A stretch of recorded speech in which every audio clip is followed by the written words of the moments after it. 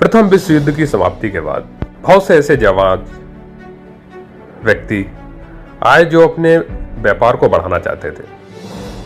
उन्हीं में एक व्यक्ति का नाम था फ्लॉयड कॉलिंस।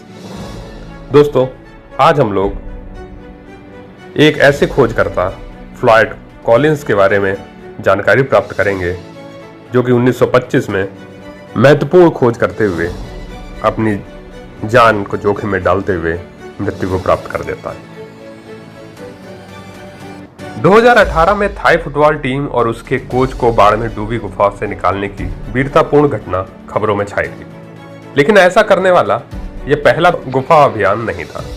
1925 में जब केंट की गुफा खोजकर्ता फ्लॉयड कॉलिंस भूमिगत फंस गए थे तो उन्हें बचाने के मेहनत प्रयास ने राष्ट्रीय सुरक्षा बटोरी और वीरता, मूर्खता, निस्वार्थता, स्वार्थ, जीवन और मृत्यु के बीच की लड़ाई में बदल गया। फ्लॉयड कॉलिंस नम पत्तियों, पिघलती बर्फ पर चलते हुए एक गुफा की छाया में चले गए। यह केंटकी की एक असामान्य रूप से गर्म सर्दियों की सुबह थी। 30 जनवरी 1925 और गुफा के किनारे से बर्फ के टुकड़ों का एक मोटा पर्दा लटक रहा था, जैसे कि चर्च के ऑर्गन के पाइप। गुफा का मुंह एक धनुष के आकार का चट्टान का ऊपरी हिस्सा, जो एक बैंड सेल जैसा दिखता था, पानी से टपक रहा था। कॉलिन ने इस पर कोई ध्यान नहीं दिया। वह एक सामान्य दिनचर्या की तरह आगे बढ़ता रहा।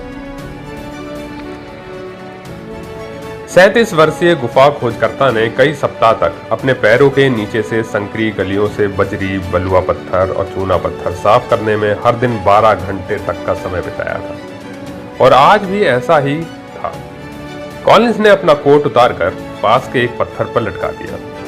उसने अपने केरोसिन लैंप से कुछ खेला और अपने कंधों पर रस्सी लटका ली। फिर वह जमीन में एक मैनहोल के आकार की गुफा में कूद गया। जब फ्लॉयड कॉलिंस उभरे तो वह विश्व के सबसे प्रसिद्ध व्यक्तियों में से एक थे। 0 आवर। कॉलिंस अपने हाथों और घुटनों के बल पर गिर गया और बर्फ के पिघले हुए कीचड़ भरे तालाब से गुजरा, जिससे उसकी उंगलियां सुन्न हो गईं और उसकी पतलून भीग गई। उसके पीछे सूरज की आखिरी किरणें दम तोड़ रही थी। 5 गज की गहराई पर उसे 4 फुट की खाई का सामना करना पड़ा और उसने खुद को धीरे से नीचे उतारा। उसने अपने केरोसिन लैंप को आगे बढ़ाया। दीवारें नारंगी रंग की हो गई थी। आगे गुफा दांतेदार ढीली चट्टानों की एक संकरी साफ्ट में जकड़ी हुई थी। कॉलिंस अपने पेट के बल गिर गया और सेना की तरह उसके नीचे रेंगने लगा। 50 फीट की ऊंचाई पर उसे गुफा का पहला दबाव महसूस हुआ, लेकिन कॉलिंस अविचलित था। उचित तकनीक के साथ उसके आकार का एक आदमी 8 इंच से कम की निकासी वाली दरार से आसानी से निकल सकता था। उसने अपनी भुजाओं से दबाया, अपनी छाती की गुहा को समतल करने के लिए गहरी सांसें छोड़ी, अपने कूल्हे और पेट को हिलाया और अपने पैरों की उंगलियों से अपने शरीर को आगे बढ़ाया। दूसरी तरफ गुफा चौड़ी हो गई। कॉलिंस एक छोटे बच्चे की तरह रेंगता रहा जब तक कि धरती फिर से बंद नहीं हो गई। वह और अधिक शरीर को जकड़ने वाले दबाव से गुजरा और एक ढलान वाले गड्ढे में पहुंचा, जो उसके शरीर को समायोजित करने के लिए मुश्किल से पर्याप्त चौड़ा था। गड्ढा 10 फीट नीचे गिर गया और क्षैतिज रूप से एक छोटे से क्यूबी छेद में बदल गया, जो एक तंग दरार पर समाप्त हो गया। उसके भाई होमर ने बाद में इसका वर्णन इस प्रकार किया: एक चिमनी जो आपके अपने शरीर से बड़ी नहीं, उभरी हुई चट्टानों से भरी हुई, जो अपने मांस में घुस जाती है और आपके कपड़े फाड़ देती है।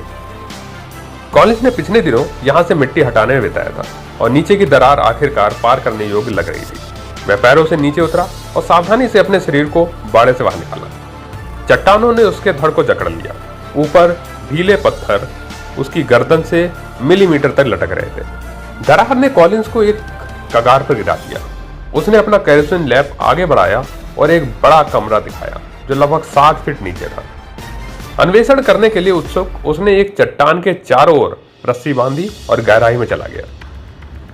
तभी उसकी लालटेन बुझने लगी। खोजकर्ता ने वापस लौटने का फैसला किया। कॉलिंस ने खुद वापस किनारे पर खींच लिया और सावधानी से क्षैतिज दरार की ओर बढ़ा। वह लेट गया अपनी पीठ के बल पलटा और लालटेन को अपने सामने धकेल दिया। उसने अपनी भुजाओं को अपने बगलों से सटाया, सांसें छोड़ी और आगे की ओर झुक गया। अचानक गुफा में अंधेरा छा गया। कॉलिंस ने अपनी लालटेन गिरा दी थी और अंधेरा अथाह था। इन परिस्थितियों में दृष्टि इतनी निरर्थक है कि केंटकी की गुफाओं की भूमिगत नदियों में रहने वाली मछलियों की आंखें नहीं। हालांकि कॉलिंस घबराया नहीं। वह पहले भी अंधेरे में फंस चुका था। वह 10 फीट के गड्ढे की तलहटी की ओर बढ़ा और उसने अपना पैर उस जगह पर दबा दिया जिसे उसने गुफा की दीवार समझा था। वह आगे की ओर झपटा। उसके पीछे एक चट्टान टूटकर गिरी। उसका बायां टखना अचानक उसमें फंस गया। कॉलिंस ने सहजता से अपने पैरों को पैडल से चलाया। अपने दाहिने पैर से गिरे हुए पत्थर को उछाला। उसके पैरों और कमर के इर्द गिर्द बजरी की धारें लुढ़कने लगी। दूसरी पत्थर जो था उसके ऊपर फंसा था, उसके पैर के पास एक दरार में और गहराई तक धंस गया। कॉलिंस ने आगे की ओर जोर लगाया। उसने पीछे की ओर जोर लगाया। वह हिला नहीं। खोजकर्ता ने साहसिक कोशिश की। वह वास्तव में अंधा था। उसका सिर 10 फीट के ठीक नीचे था और गुफा उसके शरीर के बाकी हिस्सों को एक स्ट्रेट जैकेट की तरह जकड़े हुई थी। उसका बायां हाथ उसके धड़ के नीचे दबा हुआ था। उसका दायां हाथ ऊपर चट्टान की छत से। वह पीछे या आगे नहीं पहुंच सकता था। वह ना ही वह पलट सकता था। जब भी वह संघर्ष करता तो चट्टानें उसके पीछे खाई में गिर जाती या उसके पैरों पर ढेर हो जाती। उसके नीचे उस्तरे जैसी टुकड़े उसकी त्वचा में धंस गए। अपने शरीर को इन पथरीले कोकून में लपेटे हुए कॉलिंस ने गुफा की दीवारों को नोच कर खरोचा। उसके नाखूनों से खून बहने लगा। उसे पसीना आने लगा और फिर वह कांपने लगा जब तक कि थकावट ने उसे नींद में नहीं डाल दिया। उसने एक दर्दनाक दिनचर्या शुरू की। सोना, जागना, चीखना, सोना, जागना, चीखना, सोना, जागना, चीखना। मिनटों घंटों में पिघल गए। उसकी आवाज गायब हो गई। उसकी बाहें सुन्न हो गईं। दर्द उसके टखने तक फैल गया। अगले 25 घंटों तक फ्लॉयड कॉलिंस को ऊपर की दुनिया से केवल एक ही आगुन तक मिला और वह था पिघली हुई बर्फ की बूंदें जो धीरे धीरे व्यवस्थित रूप से बूंद बूंद करके उसके चेहरे पर टपक रही थी। फ्लॉयड कॉलिंस भले ही किसान रहे हों, लेकिन उन्हें बचपन से ही पता था कि केंटकी की जमीन की समृद्ध मिट्टी में नहीं बल्कि उसके नीचे की सुरंगों में है। उनके परिवार का लॉग कैबिन मैमथ गुफा से 4 मील ही दूर था, जो एक अंतर्राष्ट्रीय पर्यटन आकर्षण था, जिसमें ज्यादातर हवेलियों से बड़ी गुफाओं की एक आलीशान व्यवस्था थी। दर्जनों छोटी निजी गुफाएं परिदृश्य में बिखरी हुई थी। बड़े होकर कॉलिंस ने अपनी खुद की गुफा खोजने का सपना देखा। कॉलिंस ने 6 साल की उम्र में अकेले केंटकी की गुफाओं की खोज शुरू की थी। एक बच्चे के रूप में वह अपने पिता ली के साथ मैमथ के होटल में जाता था और पर्यटकों चट्टानों और तीर के सिरे बेचता था जो उसने जमीन के नीचे पाए थे। 10 साल की उम्र तक उसने स्कूल छोड़ दिया था और मूल अमेरिकी अवशेषों की तलाश में चर्बी से चलने वाले लालटेन के साथ स्थानीय गुफाओं की खोज कर रहा था। 12 साल की उम्र तक उसने पास की ग्रेट साल्ट गुफा के मोड़ याद कर लिए थे और स्थापित रास्तों से हटकर मोकासिन, टॉमहॉक, मोतियों, पैरों के निशानों की खोज कर रहा था। यहां तक कि कभी कभी उसने पहले आए खोजकर्ताओं के शब्द भी। 1910 में जब कॉलिंस 14 साल के थे, न्यूयॉर्क के एक भूविज्ञानी ने इस युवा खोजकर्ता को इस भूल भुलैया के चारों ओर मार्गदर्शन के लिए प्रतिदिन $2 का भुगतान किया। 2 साल तक खेत के लड़के ने भूविज्ञानी को गुफाओं की मूल बातें सिखाई, जैसे भूविज्ञानी के खेत के लड़के को भूविज्ञान की मूल बातें सिखाई। बाद में उन पाठों ने कॉलिंस को आश्वस्त किया कि इस क्षेत्र की सभी गुफाएं आपस में जुड़ी हुई हैं। किशोर अवस्था में कॉलिंस नियमित रूप से दरारों से होकर गुजरता था, जिससे अन्य खोजकर्ता डर जाते थे और केंटकी के सर्वश्रेष्ठ गुफा खोजकर्ता के रूप में उसकी प्रतिष्ठा पूरे काउंटी में फैल गई। स्थानीय लोगों ने कॉलिंस के बारे में अजीब कहानियां गढ़ी कि वह गुफाओं में गोता लगाता था और मीलों दूर निकल जाता था। एक अनजान जमींदार के घास के मैदान से गोफर की तरफ अपना सिर बाहर निकालता था। स्वाभाविक रूप से जिज्ञासु, उसने एक बार एक गुफा की खोज की और खुद को सिखाया कि कैसे जाइलोफोन की तरह वचन बनाए। 1917 में कॉलिंस ने एक शानदार भूमिगत घाटी की खोज की, जिसमें सीधी खड़ी दीवारें, प्लास्टर की तरह चिकनी छत और सफेद, नारंगी और भूरे रंग के जिप्सम संरचनाओं का एक फूलों का बगीचा था। उसे विश्वास था कि यह उसके परिवार को समृद्ध कर सकता है। उन्होंने इसका नाम क्रिस्टल गुफा रखा और पर्यटकों से इसे बढ़ावा देना शुरू कर दिया। दुख की बात है कि वे कभी नहीं आए। क्रिस्टल गुफा जितनी खूबसूरत थी, उस तक केवल दांत टूटने वाली बैगन ट्रेल के माध्यम से ही पहुंचा जा सकता था, जिसे कोई भी चलाने की हिम्मत नहीं करता था। कॉलिंस ने चिंतित आगंतुकों को ले जाने के लिए एक टैक्सी खरीदी, लेकिन दुर्भाग्य से वह एक बहुत ही भयानक ड्राइवर था। एक बार सचमुच इस खलिहान के चौड़े हिस्से में उसने अपनी गाड़ी को टकरा दिया था। इससे कोई मदद नहीं मिली कि अन्य गुफा मालिक गंदी चालें खेलने में व्यस्त थे। वे नियमित रूप से पर्यटकों को बताते कि क्रिस्टल गुफा बंद है। उन्होंने पत्थरों और गाड़ियों से सड़क को अवरुद्ध कर दिया। एक बार 5 गुंडों ने मिलकर कॉलिंस से गुफा का पट्टा सौंपने की मांग की, और जब उसने मना किया तो उसे बुरी तरह पीटा गया। उसके भाई होमर को बंदूक लेकर उन्हें भगाना पड़ा। 1924 के अंत तक कॉलिंस ने एक ऐसी गुफा खोजने का निश्चय कर लिया था जो प्रतिस्पर्धा को हरा सके और उसके परिवार की परेशानियों को मिटा सके। कुछ साल पहले जॉर्ज मॉरिसन नाम के एक व्यक्ति ने गुफा शहर के इतने करीब मैमथ गुफा में एक नया प्रवेश खोजा था। गुफा अनुसंधान फाउंडेशन के रोजर डब्ल्यू ब्रुकर के अनुसार इसने सफलतापूर्वक मैमथ गुफा के राजस्व का 1/3 से आधा हिस्सा निकाल लिया। कॉलिंस शहर के और भी करीब एक गुफा खोजना चाहते थे। घटना बीतने के 25 घंटे बाद शनिवार दोपहर को फ्लॉयड कॉलिंस को एक आवाज अपना नाम पुकारते सुनाई दी। मेरे पास आओ, उसने अपनी मूर्छा से उठते जवाब दिया। मैं फंस गया हूं। जब कॉलिंस शुक्रवार रात घर वापस नहीं लौटा, उन्हें उसकी चिंता हुई। उसी सप्ताह की शुरुआत में उसने गुफा में लगभग 30 घंटे बिताए थे। वह 3 अलग अलग घरों में सो रहा था, और जब वह वापस नहीं लौटा तो उस रात उसके मेजबान ने मान लिया कि वह कहीं और सो रहा होगा। अगली सुबह देर तक स्थानीय लोगों को एहसास नहीं हुआ कि वह फंस सकता है। गुफा में जाने वाला पहला व्यक्ति, जिसे जल्द ही सैंड केव नाम दिया गया, 17 वर्षीय जोएल स्टेटस था। लचीला लेकिन भूमिगत अनुभवहीन एस्टेस कभी कॉलिंस तक नहीं पहुंच पाया। वह आखिरी बार दबाव में जम गया, लेकिन वह उसका नाम पुकारने के लिए काफी करीब पहुंच गया। जब फंसे हुए व्यक्ति ने जवाब दिया तो एस्टेस सतह पर भाग गया। एक एक करके लोग कॉलिंस तक पहुंचने का प्रयास कर रहे थे। हर कोई कीचड़ में लथपथ होकर बाहर निकलता, और उसने कसम खाई कि वह फिर कभी उस भगवान भुलाए गए गड्ढे में प्रवेश नहीं करेगा। दोपहर के मध्य तक गुफा शहर के दर्जनों स्थानीय लोग बाहर जमा हो गए थे। सभी फंसे हुए आदमी तक पहुंचने में विफल रहे। एक बचाव कर्मी एलिस जोन्स ने हकलाते हुए कहा, मैं $1000 के लिए भी वहां वापस नहीं जाऊंगा, क्योंकि मुझे पैसे की बहुत ज्यादा जरूरत है।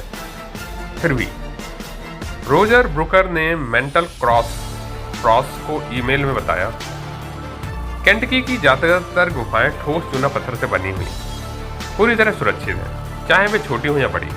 इसके विपरीत सैंड केव बलुआ पत्थर और चूना पत्थर के टुकड़ों वाले ब्लॉकों का ढेर है, जिसमें मिट्टी भरी हुई है और मैट्रिक्स को एक साथ रखा गया है। यह गुफा से ज्यादा सुरंग थी, और ढहते हुए पत्थरों की ढीली छत ने उन सभी को डरा दिया जो अंदर जाने की हिम्मत करते थे। शाम 4 बजे कॉलिंस का 22 वर्षीय भाई होमर लुइसविले से आया, और उसने सैंड केव के बाहर दर्जनों लोगों को झगड़ते देखा। होमर ने उन्हें अनदेखा किया, अपने शहरी कपड़े पहने हुए ही गुफा में घुस गया और उसे सिगरेट और शराब की गंध का अनुभव किया जो अंदर लाई गई थी। जब अपने भाई के सिर के ऊपर 10 फीट के गहरे गड्ढे में रुका तो उसने अपनी पैंट, शर्ट और जूते उतार दिए और अपने अंडरवियर में नीचे सरक गया। Trapped the story of Floyd Collins के लेखक ब्रुकर और रॉबर्ट के मरे के अनुसार इस दृश्य ने होमर को सिरहन पैदा कर दी। होमर के सामने तुरंत एक समस्या आ गई जिसने हर बचाव कर्मी को निराश कर दिया। अगर कोई व्यक्ति सिर के बल ढलान में आता तो उसे उल्टा काम करना पड़ता, और बाहर निकलने पर उसे अपने पैरों को पहले तीखे ढलान पर ढकेलना पड़ता और फिर मुड़ने से पहले 20 फीट पीछे हटना पड़ता। अगर वह पैरों के बल नीचे गिरता, जैसा कि होमर ने अभी किया था, तो वह अपने शरीर के ऊपरी हिस्से को फ्लॉयड के स्तर तक नीचे नहीं ला सकता था, बिना खुद को लगभग असंभव स्थिति में मोड़े। इससे भी बदतर कॉलिंस ने खुद को बचाने से रोक लिया। छाती से नीचे तक दबा हुआ, उसके हाथ और पैर दिखाई नहीं दे रहे थे। होमर ने फोन करके गुफा में कुछ खाना मंगवाया और अपने भाई को हाथ से खिलाया। उसके गले में एक पिंड कॉफी डाली और उसके होठों पर 9 सॉसेज सैंडविच लगाए। तुरंत उसने कॉलिंस के शरीर के चारों ओर जकड़े ढीले पत्थरों को हटाने की कोशिश की, लेकिन नए पत्थर उसकी जगह लेने के लिए गिर पड़े। होमर कई घंटे बाद हिंसक रूप से कांपते हुए बाहर आया। उसकी उंगलियों में त्वचा लटक रही थी। जब वह गुफा के मुहाने के पास ठीक हो रहा था तो दर्जनों और लोगों ने सैंड गुफा में घुसने की कोशिश की। सभी असफल रहे। आधी रात को होमर के फिर से प्रवेश करने तक कोई भी कॉलिंस तक नहीं पहुंच पाया। लगभग 8 घंटे तक होमर कॉलिंस के एक लोहे की छड़ से अपने भाई की छाती के चारों ओर जकड़े पत्थरों को काटता। गुफा ने हार नहीं मानी। सूर्योदय तक होमर की भुजाएं और पीठ में दर्द होने लगा। उसके फेफड़े जलने लगे और उसका मन निराश हो गया। 1 फरवरी को जब होमर ने भोर की धूप में खुद को धकेला तो उसे अपरिचित चेहरों के एक समूह ने स्वागत किया। नम सर्दियों की हवा में चांदनी की गंध उदास रूप से बह रही थी। घटना के 48 घंटे बीतने के बाद एक प्रतिभाशाली व्यक्ति ने सुझाव दिया कि कॉलिंस अपने जूते खोलने की कोशिश करे। दूसरे ने सुझाव दिया कि वे एक कुदालबाज को हथौड़ा और छेनी के साथ नीचे भेजें। उन्होंने TNT के बारे में बात की और गुफा में गिरने की बहस भी की। उन्होंने गैस मसालों के बारे में बात की और गैस विषाक्तता पर भी बहस करी। उन्होंने अंग विच्छेद के बारे में बात की, रक्त की कमी पर भी बहस करी। सैंड केव के बाहर करीब 100 लोग शराब पी रहे थे, झगड़ रहे थे और अपनी बात को अमल में लाने में असफल हो रहे थे। फ्लॉयड कॉलिंस को समझ में नहीं आ रहा था कि ऐसा क्या हो रहा है। उन्होंने कथित तौर पर शिकायत की, हर कोई वहां क्यों खड़ा है और बातें कर रहा है। कॉलिंस को इस बात का एहसास नहीं था कि वह अपनी ही प्रतिभा का शिकार हो गया। 140 फीट की कॉर्क स्क्यूइंग सुरंग के अंत में सतह से सिर्फ 60 फीट नीचे फंसे सैंड केव में जाना उसके लिए आसान था, लेकिन हर वह व्यक्ति जिसने गुफा में सुई से घुसने की कोशिश की थकावट और डर से पीला पड़ गया। इससे होमर को बहुत निराशा हुई। भूमिगत अपनी रात की शिफ्ट के बाद उसने कुछ किशोर लड़कों से अपने भाई के लिए भोजन और पेय पदार्थ लाने के लिए कहा था, लेकिन किशोर अहंकार भी सैंड केव के सामने टिक नहीं पाया। भोजन और कंबल को शर्मनाक तरीके से गुफा की दीवारों की दरारों में ठूस दिया गया था। वयस्क पुरुष भी उतने ही अविश्वसनीय थे। अनगिनत स्वयंभू नायक भोजन और आपूर्ति के साथ गुफा में उतरे और सकारात्मक प्रगति रिपोर्ट के साथ लौटे। फ्लॉयड अच्छे मूड में है। वह अपने नए कंबल में लिपटा हुआ है। उसने मेरे द्वारा लाई गई हर चीज को खा लिया।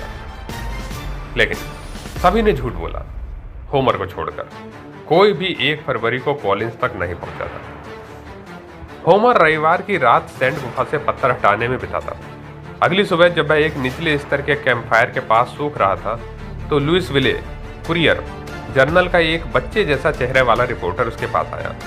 रिपोर्टर ने कहा, मैंने सुना है कि आप उस व्यक्ति के भाई हैं जो गुफा में फंसा हुआ है। होमर ने बच्चे को ऊपर से नीचे तक देखा, उसके फैंसी खाकी सूट को घूरा और उसके सवालों का जवाब खर्राटों, बड़बड़ाहटों और अन्य गैर प्रतिबद्धतापूर्ण गुर्राहटों के साथ दिया। अंत में उसने सैंड केव की ओर इशारा किया। यदि आपको जानकारी चाहिए तो वहां पर छेद है, होमर ने कहा। आप नीचे जा सकते हैं और खुद पता लगा सकते हैं। होमर ने उस बच्चे को कम आंका।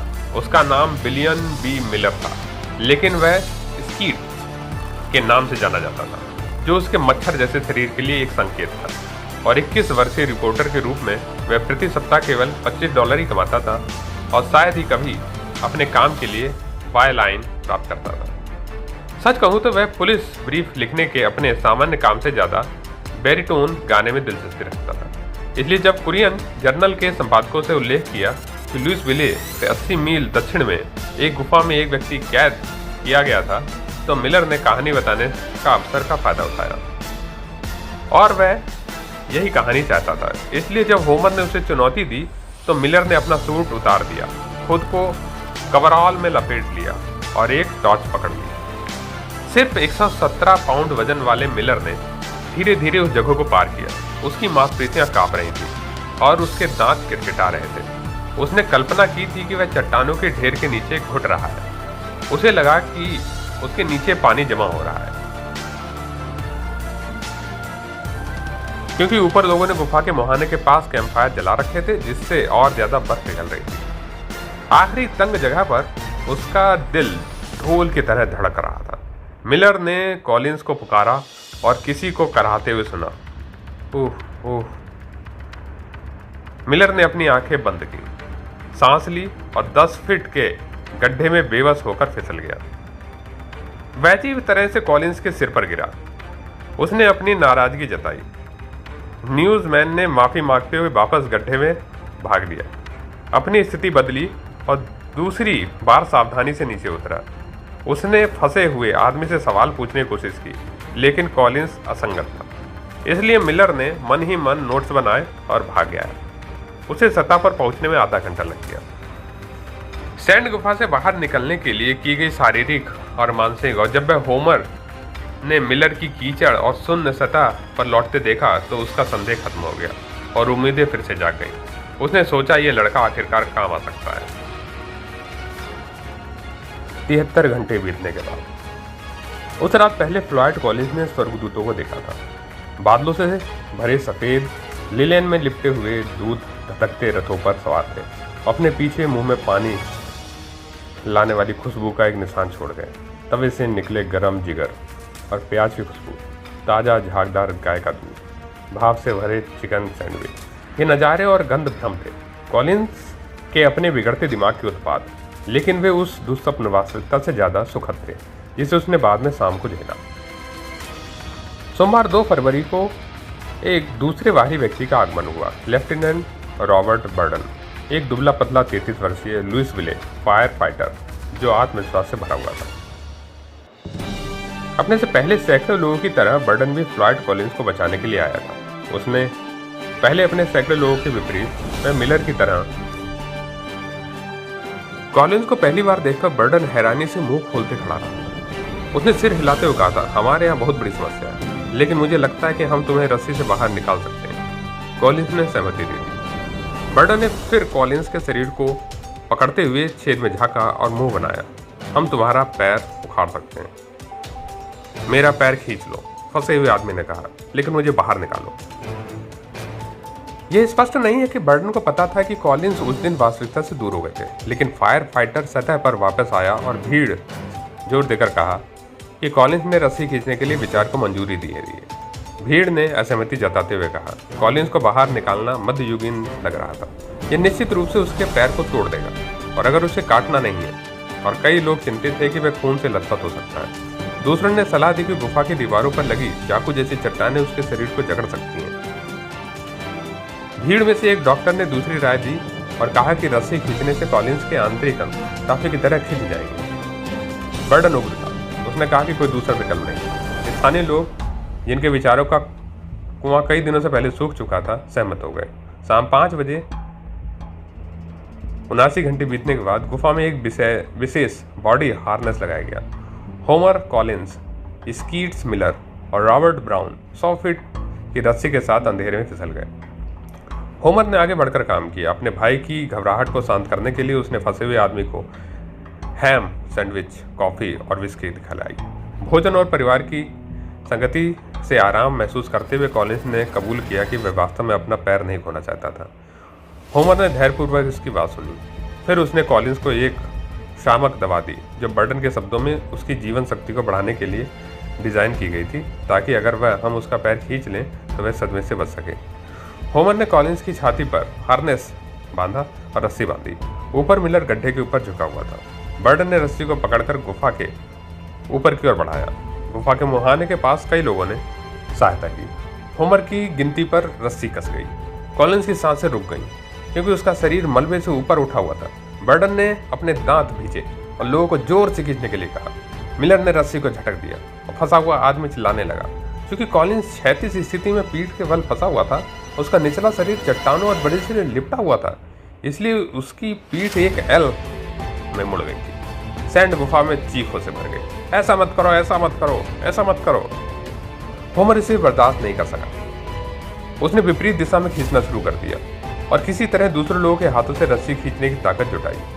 रस्सी कॉलिंस के शरीर की तरफ गुफा के फर्श पर लंगड़ी पड़ी थी। कोई प्रगति नहीं। टीम ने वहां से निकलकर फिर से मूल्यांकन करने का फैसला किया। इस अनुभव से हर कोई हिल गया। बर्डन बाहर निकलने की ओर ऊँघते हुए बेहोश हो गया। ज्यादातर लोगों को उठाकर ले जाना पड़ा। बाहर बढ़ती भीड़ बड़बड़ा रही थी। भीड़ के बीच में केवल एक ही व्यक्ति था जो फ्लॉयड कॉलिंस को आजाद करा सकता था, उसका बचपन का दोस्त जॉनी गेराल्ड। इन सभी घटनाक्रमों के बीच कई तरीके के विचार अपनाए गए, जैसे कि पत्थरों को जैक लगाकर हटाने के ऊपर विचार किया गया, जो कुछ समय तक ठीक भी लगा, लेकिन वह भी असफल हो गया। धीरे धीरे मौसम खराब होने लगा, जिससे कि अंदर की चट्टानें और ज्यादा टूट टूट करके उस रास्ते को और तंग बना दिया था। घटना के 142 घंटे बीतने के बाद सभी लोगों ने विचार किया। जनरल एचएल हैडार्ड कहते हैं, हमने गुफा के मुहाने से होकर आसान तरीके से कॉलिंस तक पहुंचने की सारी उम्मीदें खत्म कर दी। अब आप लोगों पर निर्भर करता है कि आप सीधे कॉलिंस की तरफ जमीन खोदकर पहुंचे, कोई कसर ना छोड़ें। कैंटकी के पर्स स्ट्रिंग्स खुले हैं, जो पूछना हो पूछ लें। 5 फरवरी को राज्य ने कॉलिंस बचाव का नियंत्रण अपने हाथ में ले लिया। लेफ्टिनेंट जनरल डेनहार्ड एक झगड़ालू व्यक्ति थे। डेनहार्ड ने हेनरी कार्माइकल की खुदाई का नेतृत्व करने के लिए कहा। कार्माइकल ने केंटकी रॉक डामर कंपनी से अपने कर्मचारियों को भर्ती किया और कुछ अन्य संगठनों से। जब एक भूवैज्ञानिक प्रोफेसर ने खुदाई के लिए सबसे अच्छी जगह का आकलन करने के लिए गुफा का दौरा किया, तो स्थानीय लोगों ने शिकायत की उन्होंने गलत जगह चुनी है। जब पेड़ों को काटा गया और डंपिंग साइट को साफ करने के लिए चट्टानों को हटाया गया, तो उन्होंने शिकायत की। अधिकारियों को द्वारा उपकरण आने का इंतजाम करने पर उन्होंने शिकायत की कि साफ्ट खोदने में बहुत समय लगेगा। होमर इस बात से नाराज थे कि साफ्ट मुख्य प्रतिवादक ज्यादातर ऐसे लोग थे जो फ्लॉयड तक नहीं गए थे। धीरे धीरे गुफा के बाहर लगभग 50,000 लोगों की भीड़ इकट्ठा हो चुकी थी, जो तरह तरीके के मनोरंजन में व्यस्त थे। कार्माइकल, जिन्हें गुफाओं के बारे में कोई जानकारी नहीं थी, लेकिन उन्होंने अपने उत्खनन अनुभव पर भरोसा किया, ने अनुमान लगाया कि 75 स्वयंसेवकों की उनकी टीम प्रति घंटे 2 फीट मिट्टी खोद सकती है। अगर वे 24 घंटे काम करते हैं तो वह 30 घंटे के भीतर सैंड केव के एक पास सुरंग खोद लेंगे और हम उसको बचा लेंगे। खुदाई की गति घटकर 6 इंच प्रति घंटा रह गई। कार्माइकल की 30 घंटे की समय सारणी बेतरतीब ढंग से बीत गई, क्योंकि शाफ्ट सिर्फ 17 फीट गहरा हो पाया था। स्थानीय लोग असहाय होकर पंखों से देखते रहे। कॉलिंस के पिता जी चहलकदमी करते रहे, लगलाते रहे और प्रार्थना करते रहे। लेफ्टिनेंट बर्डन को चिंता थी कि फंसा हुआ आदमी हाइपोथर्मिया से मर रहा है, इसलिए उसने गुफा में गर्म हवा के झोंके के लिए 75 फुट की नली का इस्तेमाल करने की अनुमति प्राप्त की। ऐसा निर्णय जिसने जॉनी गेराल्ड को भड़कने पर मजबूर कर दिया। उसने कार्माइकल को घेर लिया और उस पर हत्या का आरोप लगाया। जनरल डेनहार्ट ने बचाव स्थल से गेराल्ड की प्रतिबंधित करके जवाब दिया और नेशनल गार्ड को उसे दूर ले जाने का निर्देश दिया। इससे स्थानीय लोग और भड़क गए। उन्होंने सैनिकों को उनकी वर्मिट बंदूकों से खरीदने के बारे में बकवास की। हालांकि सशस्त्र विद्रोह की बात अंततः शांत हो गई। इस बीच तरीके की बातें भी उठने लगी थी। कुछ लोग ये भी कहने लगे थे कि ये फ्लॉयड